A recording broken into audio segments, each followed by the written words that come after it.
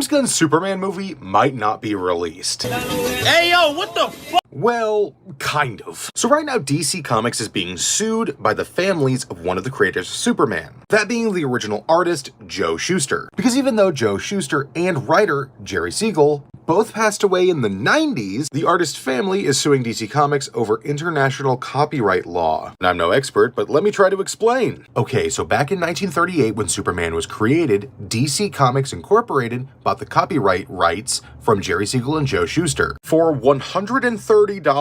And with inflation today, that would be the same value as about $2,800. And if you think that's not a great deal, the Superman IP has brought in $6.9 billion.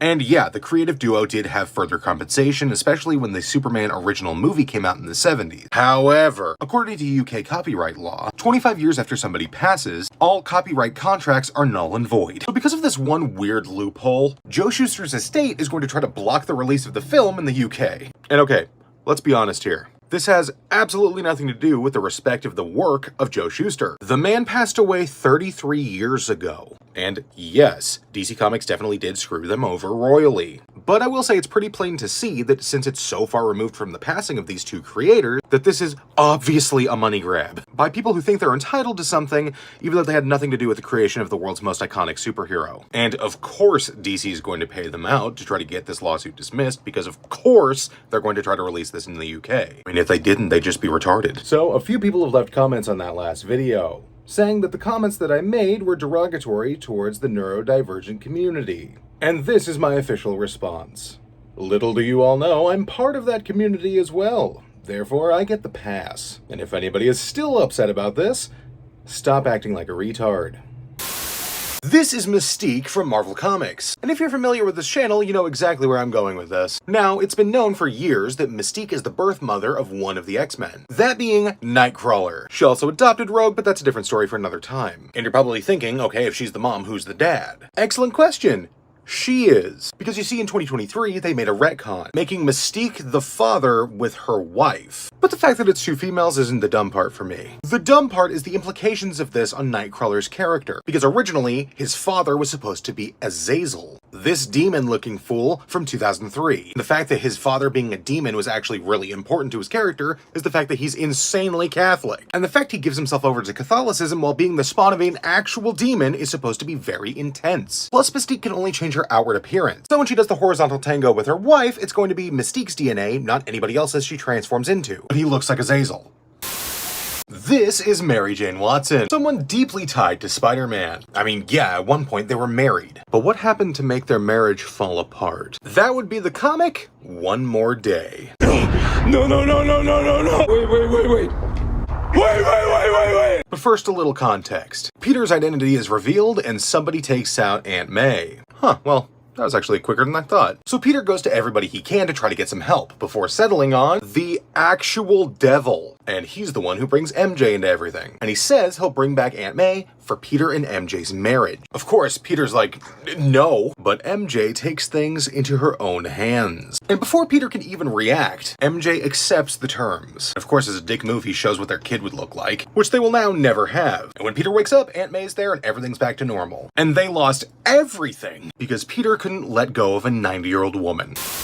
The Hulk exists in Marvel's 616 universe and is also a comic book character in Marvel Universe at the same time. What the f? Okay, this is a weird one. This all goes back to Fantastic Four issue number 5, the first appearance of Dr. Doom. And at the beginning of it, we see the Fantastic Four, and Johnny Storm's reading something. Yeah, Johnny Storm's reading Incredible Hulk issue number 1, the first appearance of the Hulk, which had only been out for about 3 months at that point. And he even gets into a fight with the Thing after saying that he looks just like him. And only a couple issues later, they would all meet. Marvel's been doing fourth wall breaks for like 60 years and we didn't even notice.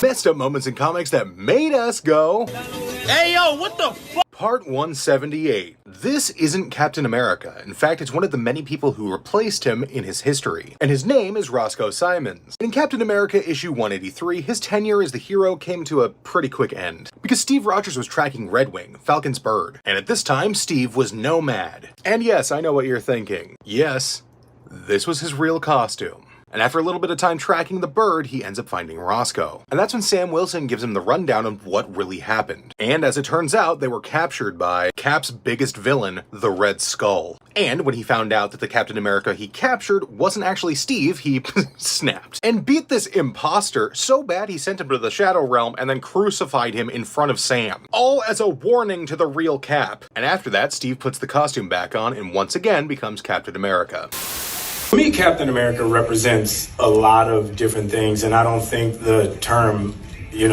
America should be one of those representations. Sure, it's not the name of the movie or the character or the country that created it. Okay, that was a pretty benign video about the Anthony Mackie situation. I'm sure the comments won't be too bad.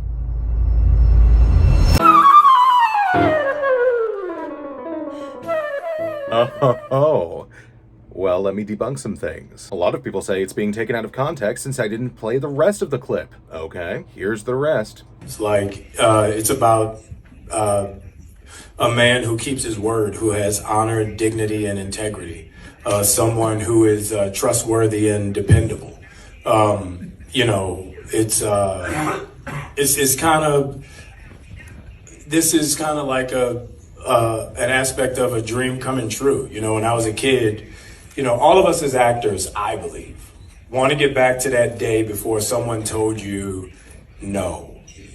When you look out your door and you see a 5-year-old kid with a stick and he's slaying dragons to save the princess in the tower, that kid really believes there are dragons out there. That stick is really a sword and he's really trying to save that princess. And then one day somebody told him, no, there are no dragons, that's not a sword, and that princess is not there. And all of his little dreams were dashed. So, as an actor, I feel like our job is to get back to the day where we see that dragon and we slay that dragon to save that princess. And that's kind of what this movie was for me. Excuse me, what? After Anthony Mackie said the term America isn't something he'd use to describe Captain America, he goes on to talk about values which are typically associated with America's core. The rest of the clip, he talks about how a 5-year-old was playing make-believe fighting a dragon until somebody told him that it's not real. What does that have to do with anything? And finally, people are saying that he's actually referring to the American government currently. Either that or the values of the current American person. And to the people who are commenting that on my video, where's your evidence? He mentions nothing about the American people, nor does he mention anything about the government. You're coming up with that out of thin air. That is pure speculation. There is no context that would lead you to that assumption. Messed up moments in comics that made us go, What the f? Part 179. I'm sure you all know the Clown Prince of Crime, Batman's biggest foe, the Joker. But Batman wanted to do something horrific to him after the first time they met. When Batman and Robin first fought the Joker in Batman #1, the Joker seemingly self-deleted. Batman and Robin were completely fine with this outcome. In fact, they just dipped out of there before the cops showed up. However, we learned that miraculously he was still alive. And you're probably thinking at this point Batman has that pesky rule about not taking out villains. Nope. Not yet. Batman doesn't stop terminating people for 3 more issues. However, he is starting to go down that road, so instead of taking him out permanently, when Batman learns that the Joker is still alive, he tells Robin he's going to kidnap the Joker from the hospital and lobotomize him. Are we sure he's the good guy?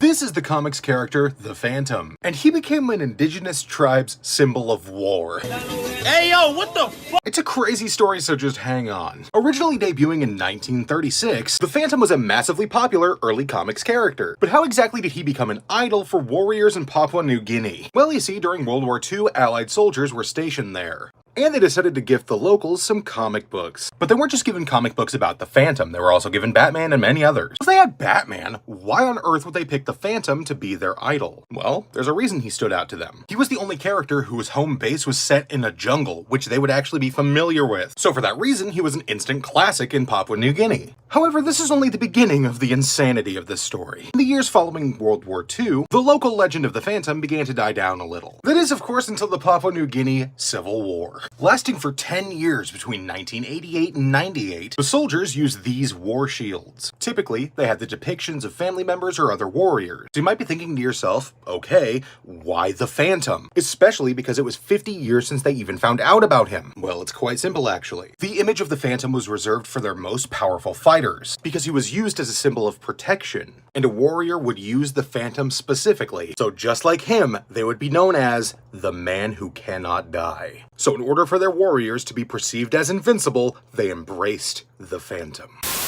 Messed up moments in comics that made us go, What the is that? Part 180. The Scarecrow is one of Batman's most iconic villains, and in Batman The Dark Knight Volume 2, we get a good look into his origin. Our first look at Scarecrow in this comic is him sewing his own mouth shut, while he gets ready to dose a girl with fear toxin. But why is he doing this? You know, besides the obvious answer, he's crazy. Well, as it turns out, Jonathan Crane is scooping up little kids to extract their fear through their tears, after subjecting them to fear toxin, basically amplifying its effects. So he hits them with a puff of the fear toxin and then shows them a mirror so they can see their own darkest fears. As a further insult, he's only abducting sad, lonely children. But of course, Batman will eventually show up to do his Batman thing. But the Scarecrow was ready for him. And now Batman is chained up, and Scarecrow moves on to experiment on him, showing him dark reflections of his own trauma. Which is where we learn that in this universe, the reason that Thomas and Martha Wayne were taken out is because Batman was afraid.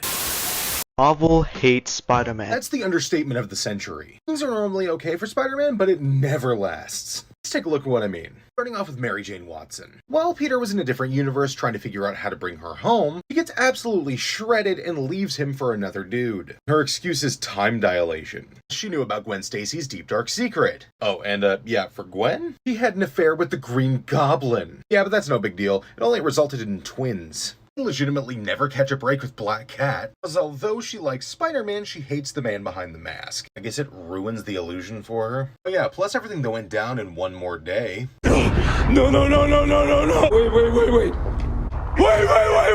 Mary Jane makes a deal with the devil to trade their potential children and their marriage for Aunt May, who, by the way, let me remind you, is like 90 years old. Speaking of Aunt May and Marvel's trouble, she actually was Peter Parker's mom. Of course, she never told him about it, and actually in the comic, she contemplated ending the pregnancy. If all of that is not enough, we find out that this man, Skip, touched Peter Parker when he was A minor. So yeah, Marvel hates this man.